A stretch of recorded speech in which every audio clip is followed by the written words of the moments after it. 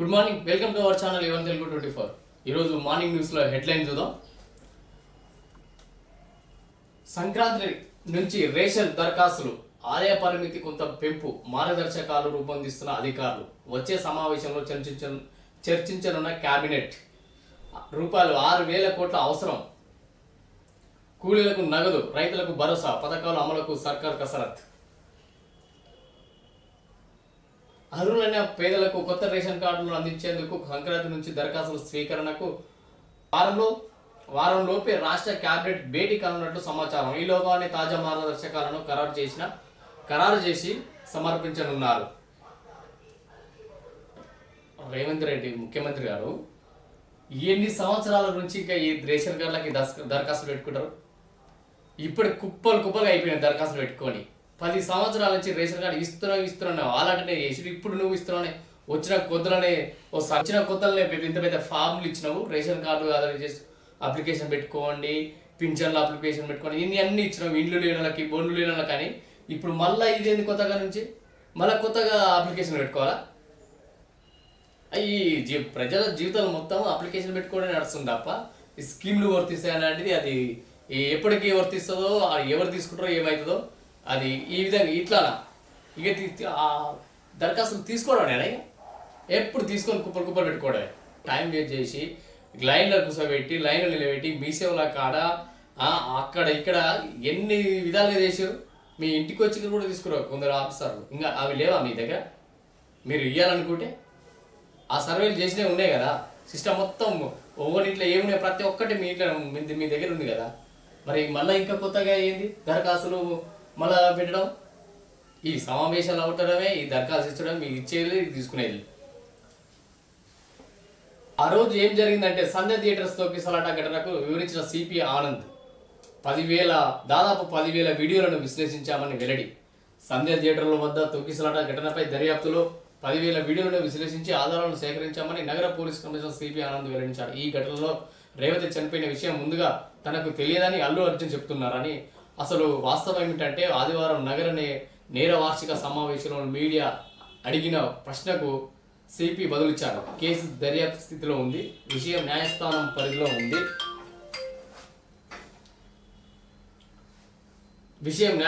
పరిధిలో ఉండడంతో పాటు మరికొద్ది రోజుల్లో వాదనలు జరగబోతున్నందున ఎక్కువగా మాట్లాడలేం. ఈ ఘటనపై మా సోషల్ మీడియా టీం, స్థానిక పోలీసులు వారం రోజుల నుంచి దాదాపు 10,000 వీడియోలను సేకరించారు. 10,000 వీడియోలు సేకరించి ఆయన తప్పు చేసిండు అనుకుందాం. తప్పు చేసినా ఎవరు చేసినా ఆమె చనిపోవడం బాధాకరమే. ఆ విషయంలో ఎవరైనా తప్పదు, ఎవరికైనా ఆ విషయంలో.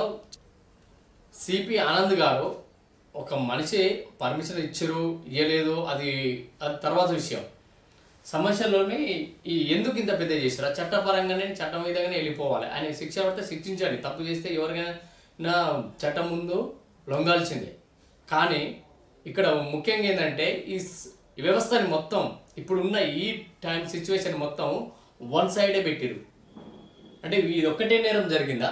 ఇంకా నేరాలు జరుగుతలేవా? వాళ్ళ మీద ఎందుకు ఇంట్రెస్ట్ పెడతలేరు? ఇప్పుడు చట్టం పరిధిలో కోర్టు పరిధిలో ఉన్నప్పుడు కోర్టు చూసుకుంటారు. కోర్టు ఆయనకి శిక్ష చేస్తుందా, ఏం చేస్తారా? తప్పు చేసినట్టే కోర్టు శిక్షిస్తా చేస్తుంది, అది ఓకే. దాంట్లో సమర్థించాల్సిన ఎవరు లేరు. ఆమె చచ్చిపోయిందంటే బాధపడాల్సిందే, అందరూ ప్రతి ఒక్కరు బాధపడాల్సిందే. అందులో ఆ పిల్లగాడి పరిస్థితి కూడా చాలా క్రిటికల్గా ఉంది ఇప్పటికి కూడా. ఆ విషయంలో అందరూ కూడా ఏకీభవించాల్సిందే. ఆమె చనిపోవడం కూడా బాధాకరమైన విషయం. కానీ ఇంకా కూడా అదే సిచ్యువేషన్ని ఈ రాష్ట్రంలో ఏవి విషయాలు లేవని ఇదే విషయమా? అంటే ఎందుకు ఇప్పుడు మన రేవంత్ రెడ్డి గారు కూడా అసెంబ్లీలో ముఖ్యమంత్రి 1 గంటన్నర సేపు చర్చించాడు ఆ విషయం గురించి.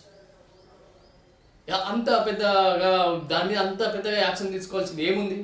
మీరు తీసుకోవాలి. కోర్టు పరిధిలో ఉంటే శిక్ష పడుతుంది, చట్టపరంగా వెళ్ళిపోతుంది. ఇంకా ప్రజా సమస్యలు లేవా? గురుకుల విద్యార్థులు చనిపోతారు, విషాహారం తిని చనిపోతారు. వాళ్ళ గురించి మాట్లాడే టైం లేదా మీకు?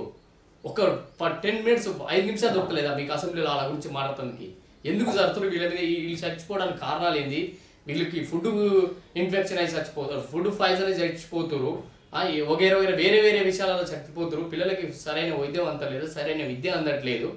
నిన్న కాకమన్నా మొన్న ఒక అమ్మాయి చచ్చిపోయింది నిమ్స్ హాస్పిటల్లో. ఆమెను పరామర్శించట్లేరు కనీసం. దీని విషయాలను అసెంబ్లీలో మాట్లాడటానికి మీకు టైం దొరకలేదు. కానీ ఈ ఈ అల్లు అర్జున్ మీద ఇంత తీసుకురా, అది తీసుకొచ్చారు, కోర్టు పరిధిలో ఉంది, అది వదిలిపెట్టేసాను. ఇక సమస్యలు లేవా? ఈ విద్యార్థుల గురించి ఎందుకు మాట్లాడరు? ఈ విద్యార్థులు చచ్చిపోతే అవసరం లేదా? లంగచర్లో మీ తమ్ముడు మీ తమ్ముడి వల్ల చచ్చిపోయిన ఒక సర్పంచ్ లెటర్ రాసి చచ్చిపోయింది. దాని మీద ఎక్కడిది? అంటే మీకు ఒక న్యాయము, ఇతరులకు న్యాయం అన్నట మీ పరిధికి.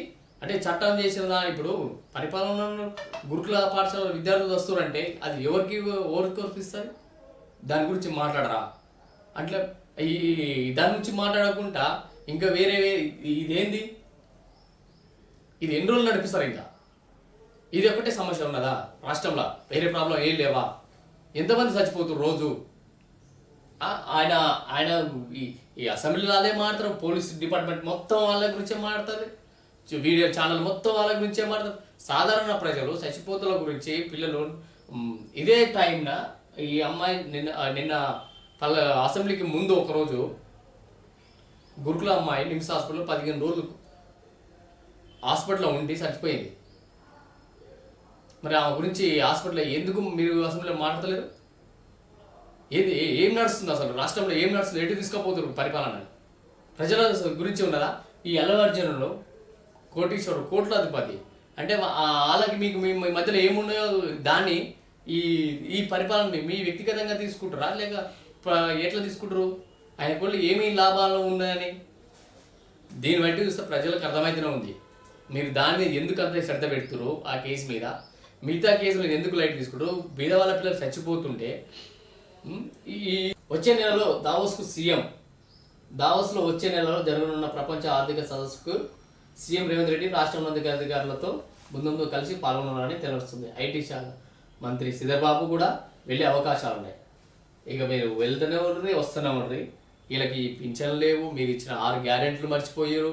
ఇవన్నీ ఈ 6 గ్యారెంట్ల గురించి ప్రజలు ఏడ అడుగుతారు, ఏడ నిలదీస్తారు, ఎప్పుడు అవకాశం దొరికితే అడుగుతారు. ఇప్పుడు అసెంబ్లీ నడుస్తుంది కదా, ఈ అసెంబ్లీలో మాట్లాడుకుంటూ ఉంటుందికే ఈ విధంగా ఒక్క దాన్ని తీసుకొని ఆ టైం వేస్ట్ చేసి సైబర్ మోసాలదే అగ్రస్థానం, పెరిగిన నేరాలు, తగ్గిన ప్రమాదాలు, నగర వార్షిక నివేదిక ఆవిష్కరణలో సివి ఆనంద్ నివేదిక విడుదల చేస్తున్న సివి ఆనంద్ ఇతర అధికారులు. పెరిగిన నేరాలని మీరే చెప్తూ ఏం చేస్తున్నారు? ఈ సిస్టమ్ ఏం చేస్తున్నట్టు? ఈ నేరాలను అరికడుతందుకేగా పోలీసు వ్యవస్థ ఉన్నది. నారా దేవాంశ్ ప్రపంచ రికార్డ్ ఫాస్టెస్ట్ చెక్మెంట్ స్కాలర్గా ఘనత, వేగంగా 175 పజిల్స్కు పరిష్కారం ధృవీకరించిన వరల్డ్ బుక్ ఆఫ్ రికార్డ్స్ లండన్లో.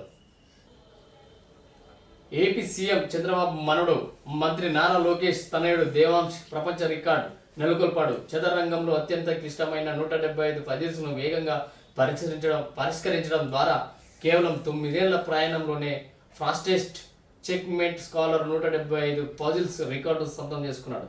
దీంతో పాటు దేవాంశ్ సాధించిన మరో 2 రికార్డు ప్రతిష్టాత్మకంగా world book of record London అధికారికంగా ధృవీకరించింది. Right, good. వరల్డ్లోనే రికార్డు సృష్టించాడు నారా లోకేష్ కొడుకు. మరి ఇలా వాళ్ళ ప్రజలు, వాళ్ళ మంత్రుల పిల్లలు, ముఖ్యమంత్రుల పిల్లలు మంచి స్కూళ్ళలో చదువుకొని మంచి ఈ స్కూల్లో నాణ్యత గల స్కూల్లో చదివించి మెదడుకు పదును పెట్టే స్కూళ్ళలో చదివిస్తే ఆ స్టేజ్కి వెళ్ళిపోదురు అలా పిల్లలు. మన పిల్లలకి ఎందుకు వెళ్తలేరు అంటే మనం గ్రహించాలి. ఈ పిల్లలు ఈ స్థాయిలో వెళ్తారు, మరి ఒక సాధారణ పిల్లలని ఎందుకు పోలేకపోతున్నారు? దానికి ఎందుకు ఈ గవర్నమెంట్ స్కూళ్ళల్లో ఎందుకు ఈ విధంగా నడుస్తున్నాయి? ఇంత స్టేజ్కి వెళ్ళిపోవాలి కదా. మరి మా పిల్లలకి ఏం తక్కువ ఉంది, నీ పిల్లలకి ఏంది? ఇద్దరు ఒకటే కదా. తక్కువ ఉన్నదల్లా మీ ఇక్కడ డబ్బు ఉందని మంచి స్కూల్లో ఓడిస్తారు. మా పిల్లలు మాకు డబ్బు లేదు, మంచి స్కూల్లో పోలేక పంపించలేక ఈ స్టేజ్కి మా పిల్లలు ఆ స్టేజ్కి పోతలేరు. కారణం ఎవరిది? మాకు ఆ విద్యని మా పిల్లలకి కరెక్ట్ మీరు అందిస్తలేరు కదా.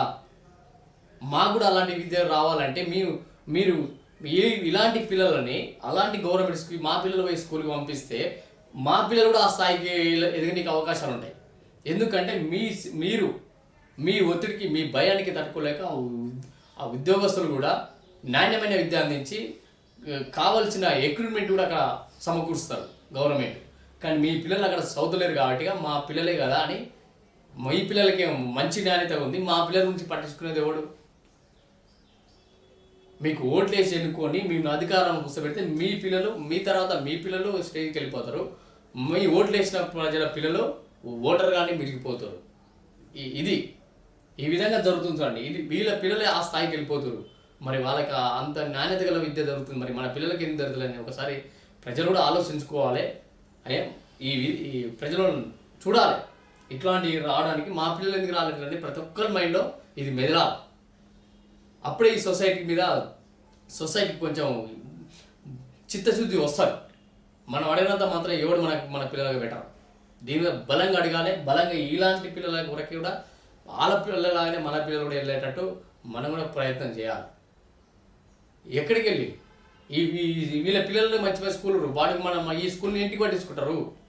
వీళ్ళ మంత్రుల పిల్లలు, ఎమ్మెల్యే పిల్లలు, ఎంపీ పిల్లలు, సీఎం పిల్లలు, వీళ్ళ పిల్లలను కూడా మన పిల్లలతో పాటు చదివిస్తుంటే వాళ్ళకి చిత్తశుద్ధి వస్తారు. అరే నా పిల్లలు ఆగమైపోతాడు చదువుకుంటాని అప్పుడు వాళ్ళ దాని మీద ఇంట్రెస్ట్ పెట్టి ఆ విద్యా వ్యవస్థని సక్రమంగా ముందు జాగ్రత్తగా కావాల్సిన ఇంక్రూమెంట్ ఇచ్చి కావాల్సిన విద్య నాణ్యతకి గొప్పగా పెరిగే విధంగా సహకరిస్తారు. అప్పుడు ప్రజలు చూడాలి, ఇంకా కూడా తెలుసుకోవాలి. ఇది ఈరోజు మార్నింగ్ న్యూస్లో. మళ్ళీ రేపటి న్యూస్లో మళ్ళీ కలుస్తాం.